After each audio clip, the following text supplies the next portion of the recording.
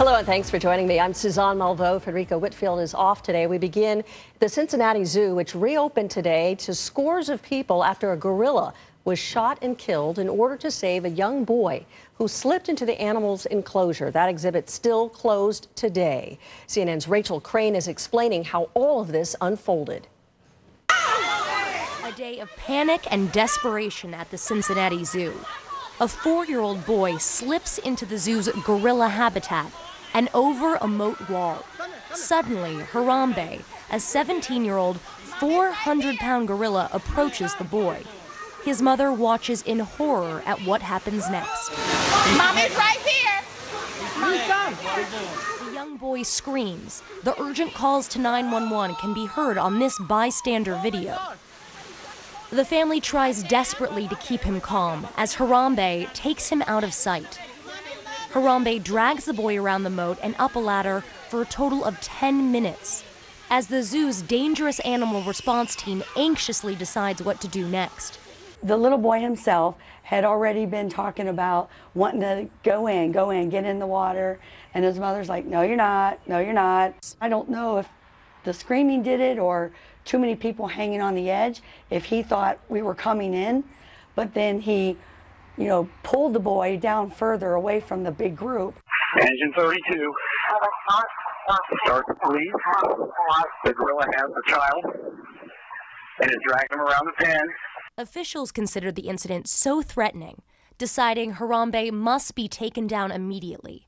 The reason that tranquilizing was not chosen is in an agitated situation, which the male was, it may take quite a while for a tranquilizer to take effect, but certainly at the instant he would be hit, he would have a dramatic response. You don't hit it and he falls over. I mean, it would take a few minutes. The child wasn't under attack, but all sorts of things could happen in a situation like that. So he certainly was at risk. They say their only option, a rifle. Oh my God, get the kid! Harambe was shot and killed. The child was taken to Cincinnati's Children's Hospital with non-life-threatening injuries. It's a sad day all the way around. The right choice was made. It was a difficult choice. Harambe was a western lowland gorilla, a critically endangered species. The zoo had hoped he would eventually father other gorillas. We love this zoo. It's very friendly. Everything is beautiful here. But when you see something like that and then you have the disappointment, because what do you say to your grandchildren?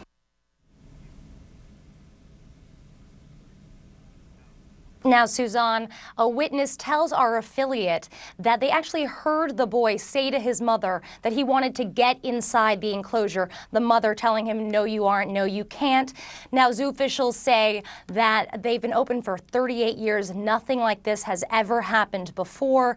Now, the zoo is open, but the gorilla exhibit is currently closed. Unclear when it will reopen. Suzanne? All right, Rachel, thank you so much. Joining me now to discuss what happened, Ron McGill. He's the communications director and curator at the Miami Metro Zoo, which was the zoo that this gorilla technically belonged to. And thank you very much for joining us. I first of all want to talk about this, that, social media just blew up about this, and a lot of people very upset and angry, of course, very concerned about the boy, glad that the boy is okay, obviously, but wonder why it was that this gorilla was killed. Was there a need to actually shoot and kill the gorilla? Were there other options that could have actually saved this animal, like a tranquilizer gun or something else that would have stunned the animal and had him let go and rescue the boy?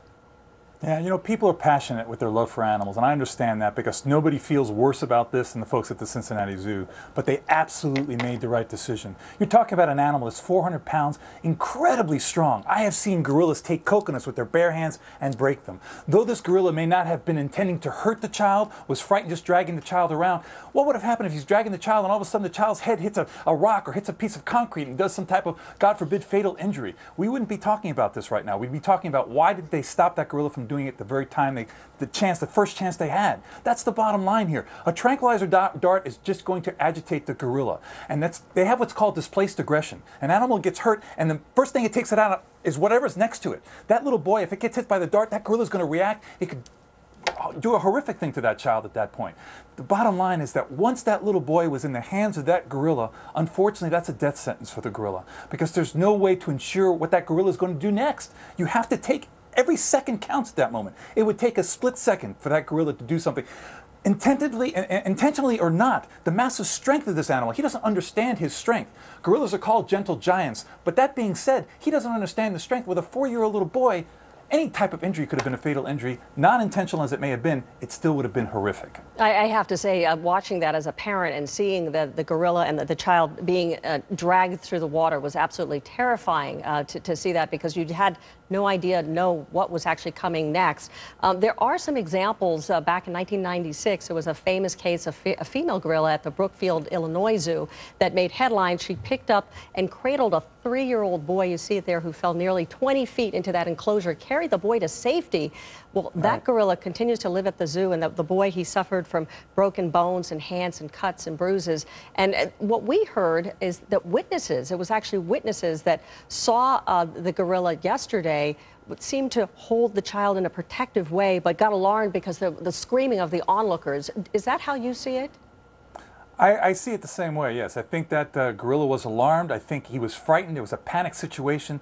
This is no fault of the gorilla. This was a tragic situation all the way around. But the bottom line is, it would have taken a split second. Male gorillas and female gorillas are two totally different animals. Understand, a female is maybe half the size of a male, has more of a maternal instinct. A male tends to be more of a protector. A male tends to be more of a defender. This male had not been a father yet. There was no way to predict what this male was going to do. The bottom line is this: there's no single animal life that's more important than a human life. And to do so, you have to understand the human life has to be protected at all costs, no matter what the risk is, no matter how minute people may think it is. God forbid, had something happened to that child, if that gorilla had just flung him one way or another, crushed his skull, what would we be talking about today? We'd be talking about how could they not have taken that gorilla out. It's a horrific situation. Absolutely, and I think you're right about that. I mean, the zoo has responsibilities to really protect the animals, and also to protect and make sure that people can have access to the animals. When you take a look at the situation in Cincinnati, and you work at a zoo, do you see that there are ways that this zoo could have better protected this animal and this little boy, because he was small enough to get through, to squeeze through that little fence, that gate, and then fall into that moat? Yeah, you know, hindsight's 20/20 here. I've not seen the gorilla exhibit at Cincinnati Zoo for a long time. I can't really comment on it, but the bottom line is, I guarantee you that Thane Maynard and his incredible staff over there are going to be reevaluating this and try to do everything they can to ensure it doesn't happen again in the future. It's very, very hard to ensure against human error. And I think they're going to reevaluating all of that. It doesn't take away from the tragedy that's happened, but hopefully we can all learn something from it. All right. Well, Ron McGill, thank you so much. We appreciate it. And obviously, it is really a delicate balancing act when you're talking about trying to protect and preserve these endangered species who are so close to human beings, and also, of course, weighing that against the needs to protect people who are there, who are trying to appreciate that. So, Ron, we appreciate your time. Thank you so much. My We pleasure. are also tracking